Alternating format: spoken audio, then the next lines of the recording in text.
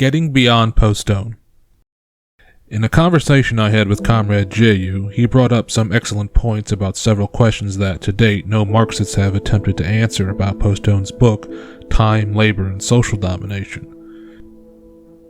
It is impossible to summarize the book, but suffice to say, he introduces, or perhaps reintroduces, the category of superfluous labor time.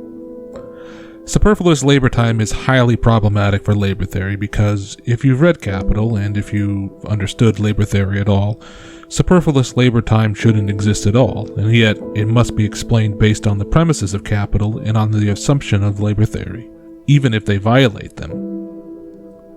We simultaneously live under a society where the law of value is thus breaking down, has broken down, but must utilize a theory which describes how society reproduces itself. Many did not believe this to be the case at all after Marx had died, however, even though Marx does, in Volume 3, Chapter 15 on excess capital and overaccumulation, leave us with some clues as to his thought that this was not only a possibility, but an eventuality. Those like Luxemburg, Kautsky, Bauer, and yes, even Lenin did not have accurate schemes for capitalist breakdown on these premises and where surplus value could no longer be realized. It wasn't until a little-known Marxian economist named Grossman came along and adequately defined the problem. The capitalist mechanism falls sick not because it contains too much surplus value, but because it contains too little. The valorization of capital is its basic function, and the system dies because the function cannot be fulfilled. Again, I'm not going to summarize his entire book, but needless to say, he brought Marxism out of the Stone Age of a pure model of capital, and corrects the likes of Luxemburg, Kautsky, and Lenin.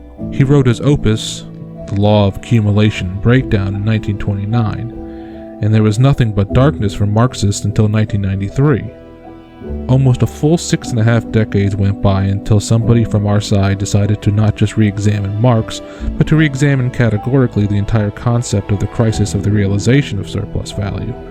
In doing so, he concluded, my investigation of capital permits us now to grasp the temporal categories. Marx's opposition of necessary and superfluous labor time is not identical to that of necessary and surplus labor time.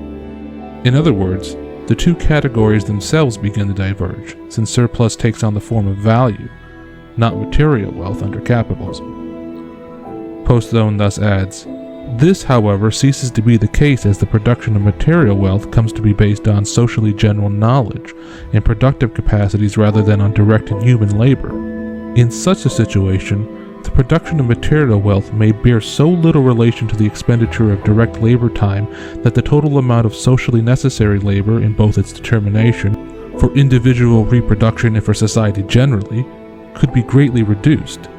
The result, as Marx put it, would be a situation characterized not by the reduction of necessary labor so as to posit surplus labor, but rather by the reduction of the necessary labor of society in general to a minimum. Briefly, what this means is, the form of wealth poses as a barrier naturally, since value functions as a temporal form of self-mediating wealth. Postone goes on. My examination of the dialectic of the two dimensions of capitalism's underlying social forms has shown, however, that a general reduction of socially necessary labor that would be fully commensurate with the productive capacities developed under capitalism cannot occur according to Marx's analysis, so long as value is the source of wealth.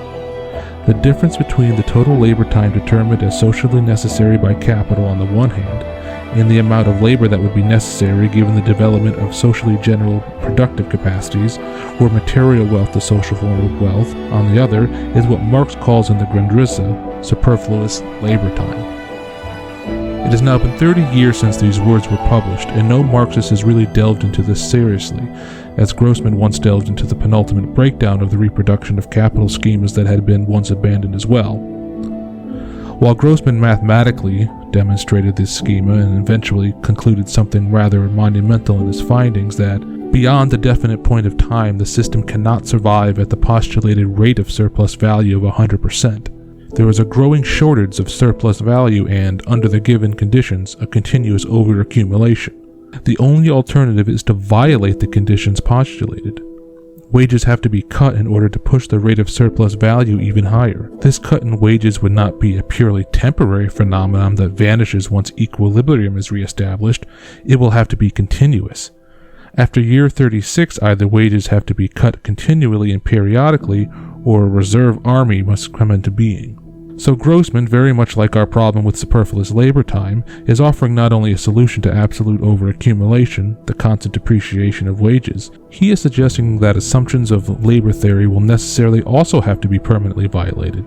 In this case, commodities will not exchange as values altogether, and rather than imperialism emerging as the highest stage of capitalism, fascism would ultimately come to fulfill this role. But that brings us back to Postone and the problem of superfluous labor time. Comrade Jehu suggests that we cannot just leave it at that. Even in the insane volume of writing that Comrade Jehu has committed to trying to grapple with this, he believes we have left a lot on the table.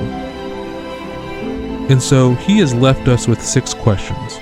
6 questions I am challenging all Marxists to drop whatever they're doing and actually focus on. 1. If superfluous labor exists, can we measure it? 2. If superfluous labor exists, how does it accumulate? 3. If superfluous labor exists, can we track its expansion? 4. If superfluous labor exists, what explains its persistence? 5. Why does superfluous labor appear necessary under the capitalist mode of production? 6. Why would superfluous labor appear superfluous under communism? And while Comrade Jehu has always contended that the answer to this can, in some ways, always be traced back to the fascist state, in its deficits, debauching of purchasing power, and committed federal policy to never shortening the work week, this still requires further definitive investigation and is a challenge to all Marxists to come to their own conclusions by readopting the child they abandoned so very long ago, the labor theory of value. Perhaps then we can derive a strategy that is not purely philosophical, based on pre-baked down tactics, or borrowed from the failed movements of the past 100 years.